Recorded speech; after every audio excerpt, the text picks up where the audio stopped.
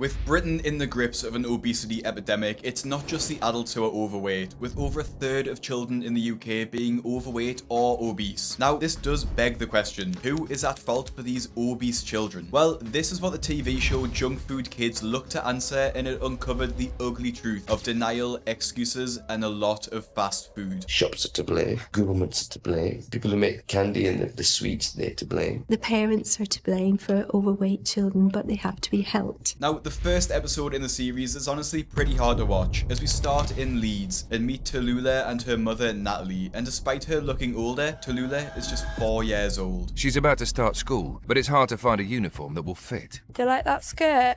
I do want it, but I want now. Yeah, 8 to 9 years. Despite how young she is, she still needs to wear clothes which are for girls double her age, just because of the size and weight she is, and even then, it's still a bit tight for her. I think even that might be a push to Lula. Last couple of years, she's piled loads of weight on. But I'll have to get a bigger size. Adults that I know have said that she's fat. It absolutely heart-wrenched me. One thing I noticed that she said was that she started piling on the weight in the past 2 years, so since she was 2 years old, and Natalie tried to play that off as if it was a mystery as to where it was coming from, when it's clear that Natalie is just feeding her too much. It's also strange that Natalie laughs when she needs a bigger size, which tells us she's not exactly taking this weight gain seriously, and we soon find out some immediate health issues because of her poor diet. Being overweight isn't Tallulah's only health problem. She's also suffering from severe tooth decay. When Tula was born, she never had a dummy. She always had a bottle. So as she got older, it went from formula to cow's milk to juice. Now, I know that's my fault, but it was easier for me on a night to give her a bottle of juice than to try and sit up with her all night and try and get her back to sleep. A commenter summed up this section perfectly, saying, "I'm sorry, but a 4-year-old with tooth decay, that's disgusting." And I don't know if I'm being harsh, but I completely agree. Going from milk straight to juice, which is just loaded with sugar, and giving that to Tula at night is just ensuring that her fragile teeth are going to be destroyed. And Natalie's reasoning behind it is even more disgusting in my opinion, literally saying to the camera that she couldn't be bothered to make a bottle for her baby, and so just gave her fruit juice. The worst part is that Natalie admits she noticed the tooth damage but carried on doing it anyway, and it's actually causing Tula a lot of pain. They've just got worse. That one hurts me, that one hurts me, that one hurts me. All of them hurt me at the bottom. And still hurt me at the top. You'd think after Tula said that her entire mouth is in pain that Natalie would stop giving her sugar-loaded drinks, but it seems to be the opposite happening, as her convenience is more important than her child's health, and Tula's not only got rotting teeth, but is also piling on the pounds. The average 4-year-old needs 1,200 to 1,400 calories a day, and that 500ml bottle of Ribena she was drinking has around 200 calories and 50 grams of sugar, and it isn't exactly going to keep her full. And Natalie once again shows her denial, as she denies that Tallulah's diet is making her so heavy. Sweets, chocolates, sugary drinks, it's those diets which are linked to decay, not good diets. It's the bad diet that causes dental decay. Here. Rigor. Put it there. It's one of my favourite dinners. I cannot see a problem with everything that I give her.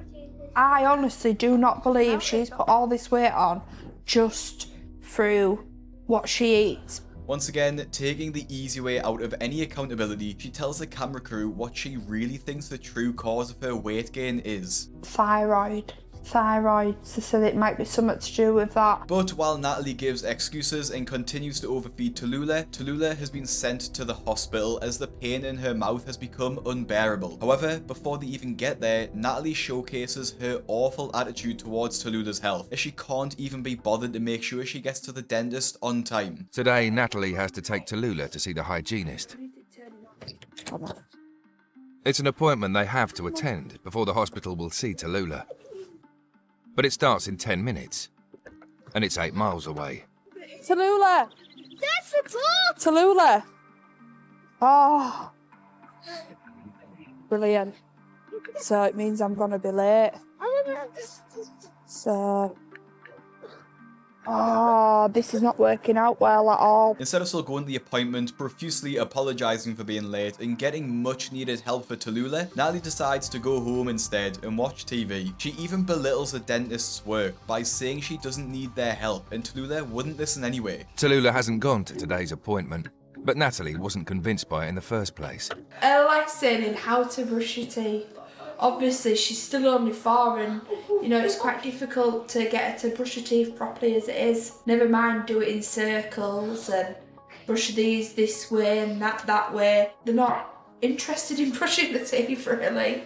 Why would you want to brush your teeth when you can sit downstairs and watch a bit of, you know, Peppa Pig or do something else, you know?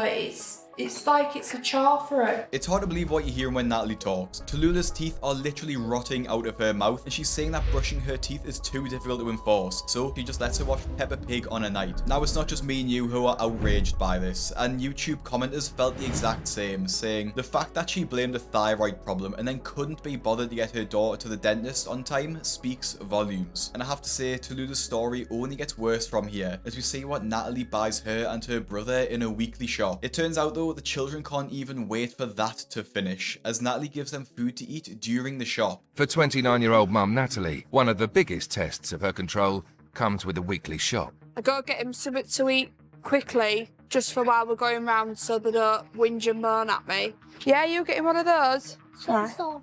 And soy sauce. What's in that again? Cheese and onion. I reckon it's got a bit of mayonnaise in it or something as well. You're getting apple juice to share. Right.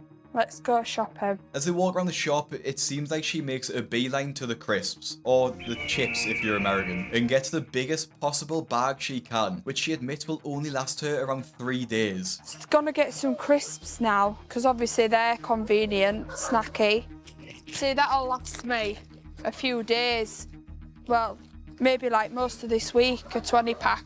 But they're on offer at the moment, they're half price. It honestly seems like Natalie has no shame about her laziness, as she constantly talks about how she puts her convenience and snacks over her kids' health. She even claims that she tries every day to make a home-cooked meal, but can't be bothered to cook for 2 hours. But realistically, a healthy meal probably takes like 20 minutes on average. And if you struggle for healthy meal ideas like Natalie, I'd highly recommend you sign up for the Fat Loss Kitchen, which is my newsletter where we share weekly healthy meals, all for completely free. I made this with my good friend Johnny to prove that healthy, low-calorie meals shouldn't break the bank or take hours to prepare. Some of the reviews have been amazing, and the response to the recipes has been great, which makes me feel like we're having a real impact. The link is in the description to sign up, and meals get sent out every Friday evening for completely free. Now back to Natalie's shopping trip, and after Tallulah and her brother have moaned throughout the entire shop after their food ran out, they begged their mother for chocolate. And I honestly think this is something that a lot of parents probably go through, with kids begging them for chocolate. And I'm not a parent myself, so I can't really speak from experience. However, it does seem like after they whine for something, that's not the time to give them the treat, as it just reinforces the idea that if they whine, then they get a reward. I like to just have an easy life. I think everybody likes an easy life. No, you're not. No, sorry. Come on.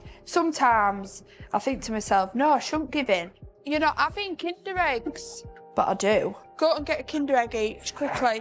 Unfortunately, Natalie's easy life is coming at the cost of Tallulah's health, who realistically doesn't really understand that this bad diet is having such a bad effect on her. But it gets revealed at the doctor's visit, which Natalie managed to attend this time. When the doctor, named Monty, asks Natalie about her eating habits and how often she brushes her teeth, Natalie just lies in his face, which Monty sees straight through. Does she snack quite frequently? She does snack. I won't say she eats, it's always sweet stuff that she's snacking on. Yeah. But she does like sweet stuff, but I have cut her down. The funny thing is, right, if most parents and most children know the right answers to the questions you ask them. You say to them, you know, does he eat sweets? Not often. He only has it with a meal. How many times does he brush his teeth a day? Do you think any parent's going to say to me, never? They say, twice. Every parent knows what the right answer is. So, of course, we have to be a detective. But these lies are soon exposed when Monty takes a look at Tallulah's teeth, and it's a heartbreaking sight, as her mouth is just filled with abscesses and rotten teeth. Tallulah even admits that sometimes the pain gets so bad that it wakes her up at night, which honestly should be a wake-up call for Natalie herself. And although Monty says he isn't allowed to blame the parents, it's safe to say the fault falls directly onto Natalie for this. Because Tallulah is so young, the effects of her obesity obesity won't be of immediate concern, but just the fact that her daughter has rotten teeth, has an insatiable hunger, and wakes up in pain during the night, or because Natalie, to be blunt, is too lazy to give her the proper care, it's a heartbreaking situation. Now eventually Tula is taken into surgery to deal with her rotten teeth, and the sight of her daughter being put to sleep seems to finally trigger something inside Natalie to take accountability for what she's done. Sadness and guilt all mixed into one. She's my world. It's my choice what I've given her, and the foods and drinks that I've given her is up to me, so it's not her fault, is it? It's my fault. But I'm not gonna cry. I just strong. This is a far cry to her attitude at the beginning of her episode, where she wanted to blame everything and anyone except herself. And this is like Denisa's parents, who is older than Tula so can make her own decisions. However, she isn't exactly being supported by her family, and that has meant she weighs a staggering 224 pounds at the age of just 13 years old. I've spoken a bit about the physical effects of a poor diet, such as obesity and tooth decay, but having an older girl allows us to look at the mental impact of being overweight, and it's heartbreaking to hear at such a young age. I think my weight affects the way I feel about myself. Most girls like to look really, really, really nice because of the boys. People don't judge you by the way you are, by the way your character is. They judge you by the way you look. My heart broke for Denisa. She actually wanted to try, but her parents wouldn't back her up. And this will be proven very soon, as they check her into a bariatric hospital for weight loss surgery, like the ones we see in My 600 Pound Life. Personally, I find it shocking that the parents, while being overweight themselves, are even considering this. They would rather take the easy way out through surgery than change up the entire family's eating habits. And that might sound harsh, but there are others who feel the same. It's disgusting that Denisa's parents would rather put their 13-year-old girl through life-risking surgery than just change her diet. Her obesity isn't because she moved countries or because she's spoiled, it's simply because her parents are terribly overweight and they are passing their bad habits onto their child. Simple as that. My heart is breaking for her. And the doctors agreed too, insisting they actually try a real weight loss diet before going for surgery. I think all of us intuitively feel that it's a last resort. In the first instance, I think we like to try and make sure that we've tried everything from a sort of diet and exercise point of view.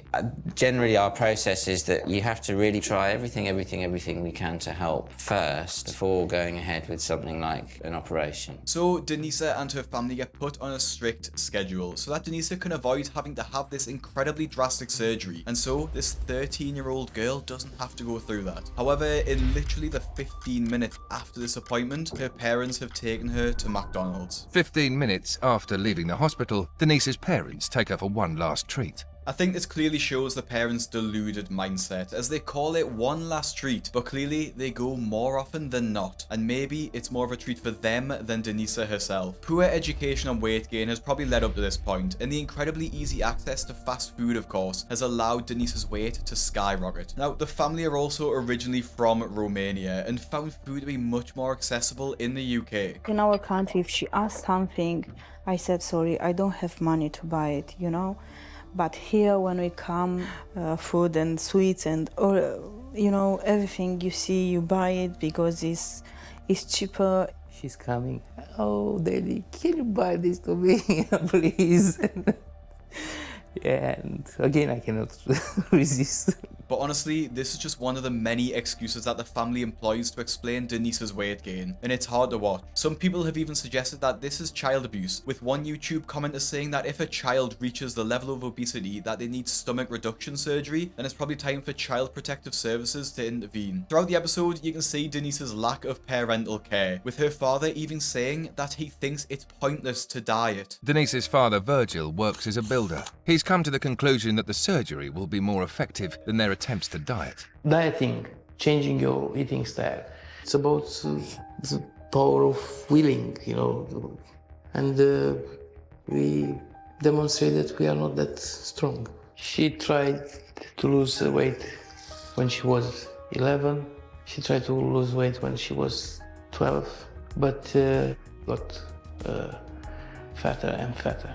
But with the surgery, you don't have to give up of temptations.